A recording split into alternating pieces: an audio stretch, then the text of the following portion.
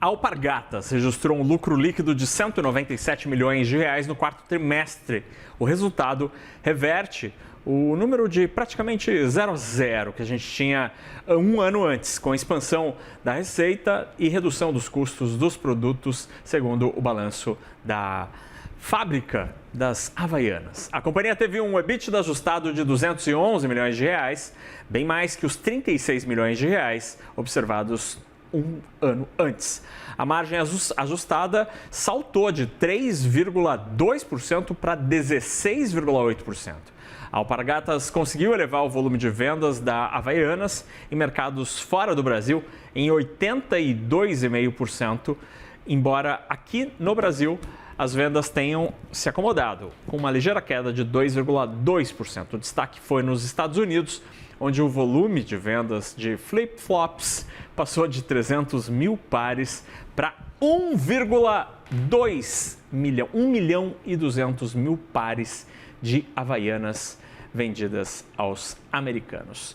Sobre estes números, a gente conversa agora com o Liel Miranda, CEO da Alpargatas, a quem agradeço por estar aqui com a gente no CNN Money. Muito bem-vindo, Liel.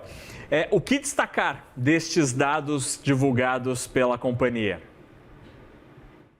Boa tarde, muito obrigado pela oportunidade de estar falando dos números da Alpargatas. Eu acho que o maior destaque é que todos esses números positivos que você mostrou do quarto trimestre, eles na verdade coroam um grande ano de 2025, né? Então, quando a gente compara o ano fechado, a gente também expandiu a margem EBITDA em mais de 150%, a gente cresceu o faturamento em mais de 10%, e exatamente como você falou, a gente cresceu não só no Brasil, a margem, o faturamento em 10%, mas a gente também cresceu em todas as geografias onde a gente opera, com crescimento no internacional de 5% do volume. Então, isso mostra que os motores de crescimento da companhia estão muito sólidos, o Brasil crescendo, faturamento com o volume, como você falou, ligeiramente abaixo, mas o faturamento crescendo, o internacional com as diferentes geografias também crescendo o volume e faturamento, e a gente tendo uma EBITDA com quase 160% de aumento contra o ano anterior. Liel, o que explica esse salto nos Estados Unidos em meio ao tarifaço? Foi uma antecipação de compras para a formação de estoques? O que explica esse número tão expressivo? Pois é, eu estava ouvindo quando você falou e eu adoraria que tivesse sido, de fato, os consumidores americanos que estivessem comprando 1 milhão a mais de Havaianas, mas na verdade o que aconteceu foi que a gente mudou o modelo de negócio nos Estados Unidos. A gente operava diretamente, então a gente tinha o inventário e a gente vendia para os varejos, para os clientes. Nesse ano de 2026, e a gente fez essa mudança no Q4 do ano passado, a gente anunciou uma parceria com um distribuidor nacional nos Estados Unidos e ele vai fazer a gestão dos inventários e a comercialização e distribuição lá. Então, esse 1 milhão, na verdade, foi a transferência do nosso inventário, a venda do nosso inventário para esse distribuidor. E aí, você pode estar se perguntando, mas qual o benefício disso? Tem dois grandes benefícios. Um deles é que a gente tinha uma operação da Alpargatas, e essa operação, obviamente, trazia os custos naturais de armazenamento e manutenção do inventário, venda, distribuição. Com essa parceria, a gente não terá mais esses custos, então isso deve melhorar a rentabilidade que a gente tem nos Estados Unidos. E o segundo benefício é que, com a nossa força de vendas própria, a gente não estava conseguindo acesso a muitos clientes e a muitas geografias nos Estados Unidos que esse parceiro tende a nos levar. Então, a gente acredita que os Estados Unidos vai ter melhor distribuição em mais clientes, em mais estados, em mais geografias, e com isso vai trazer crescimento mais acelerado para os Estados Unidos, onde a gente não tinha conseguido ainda crescer sozinhos, fazendo a operação internamente.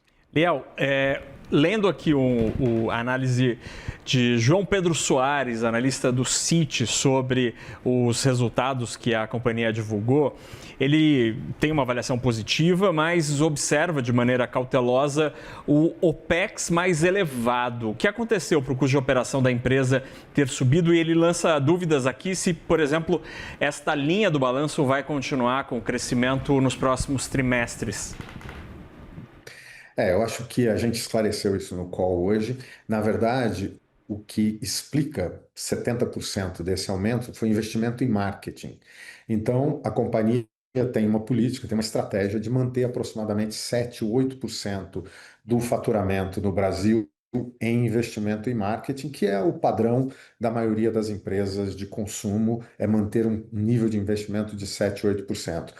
A gente fez um investimento em marketing muito mais baixo no terceiro trimestre e fez um investimento em marketing mais alto no último trimestre. Na média, a gente manteve o patamar de entre 7% e 8%, simplesmente o terceiro trimestre teve um benefício na margem, porque a gente fez um investimento menor, e o segundo trimestre um impacto negativo na margem. Mas a realidade é que isso foi impacto de marketing, e isso é estratégico para a gente continuar crescendo a marca Havaianas. No caso do ano de 2025, a gente percebe que entre 7% e 8% se manteve como média para o ano inteiro. E a gente pode dizer claramente que a gente não tem intenção de aumentar esse patamar e a gente deve manter o investimento de marketing ao redor de 7%, 8% no Brasil. Liel, o senhor estava tratando aí dessa linha do marketing que acaba afetando aí essa questão do OPEX. A publicidade da Alpargatas acabou virando um alvo de uma grande polêmica no ano passado, no fim do ano passado. Eu queria te ouvir se isso acabou alterando alguma coisa na dinâmica, nos números da companhia, seja no finalzinho do ano passado ou no começo deste ano. Como que a empresa percebeu esta polêmica? Olha, a gente, na publicação dos números, ficou muito claro, a gente teve os indicadores sobre o resultado da marca no Brasil, a gente teve no quarto trimestre o que a gente chama de sell-out, que é aquilo que os nossos clientes vendem para os consumidores, aumentou em 8% contra o ano anterior, enquanto que nos trimestres anteriores a gente estava na média de 4%. No ano, a gente fechou num crescimento de 4%. Então, isso mostra que a gente teve um excelente quarto trimestre do ponto de vista de demanda dos consumidores.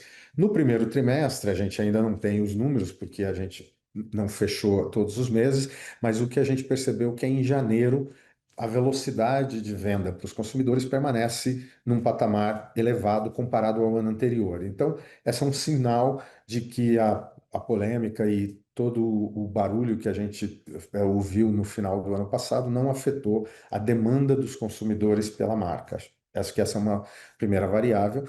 E a segunda variável é que a Havaianas continua ganhando participação de mercado no Brasil. Então, quando a gente compara a nossa participação de mercado no quarto trimestre contra o trimestre anterior ou contra o ano anterior, a gente continuou ganhando participação de mercado. Então, eu acredito que isso tudo demonstra que o consumidor brasileiro continua comprando muitas Havaianas e, pelo contrário, ele está comprando ainda mais Havaianas e Havaianas com preço mais alto e qualidade mais alta, o que também ajuda os nossos resultados financeiros, porque o preço por par aqui no Brasil aumentou e isso ajudou a gente a ter um EBITDA maior, porque as pessoas estão comprando produtos com diferentes inovações, com um preço maior.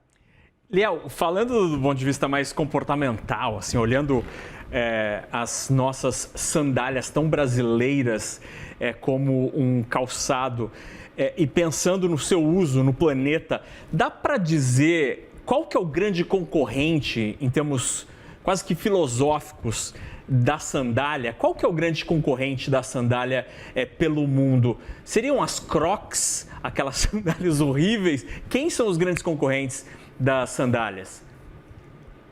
O grande espaço competitivo para a gente são sapatos abertos. e aí entra a Crocs, por exemplo, né, aquele formato de sapato, entram aquelas que a gente chama de papete, que são aquelas sandálias abertas, entram sandálias, essas rasteiras que as pessoas usam. Então é nesse momento de consumo que a Havaianas se insere, e esse é o tamanho do espaço competitivo que a gente tem. Interessantíssimo. E aí, muito rapidamente, 30 segundos, porque o nosso tempo acabou, infelizmente, Léo. O que dizer para o acionista? Porque a ação da Alpargatas agora cai 4,5% na B3. Eu acho que o que está acontecendo é circunstancial, a gente está sendo penalizado pelo fato da guerra estar fazendo o preço do petróleo aumentar, e existe uma associação feita de que, como a nossa matéria-prima é de petroquímicos, a gente tende a pagar mais caro na medida em que o petróleo sobe. Essa associação não é direta, ela afeta uma pequena parte do nosso custo, até porque a gente tem inventário e estoque para alguns meses, e ela não afeta a totalidade, a maior parte do custo, ela afeta uma pequena parte. Eu acho que isso tudo tende a se normalizar na medida em que a gente veja uma solução para essa guerra, tomar o mais rápido possível, e na medida em que o mercado volte à estabilidade de oferta e demanda do petróleo. Muito bem, a gente conversou com o Léo Miranda, CEO da Alpargatas, a quem agradeço muito pelo tempinho aqui para conversar com a audiência do CNN Money. Espero poder conversar com o senhor novamente daqui a 3 meses na próxima divulgação trimestral. Obrigado pela conversa, um ótimo fim de semana, Léo. Muito obrigado. Até Bom logo. final de semana.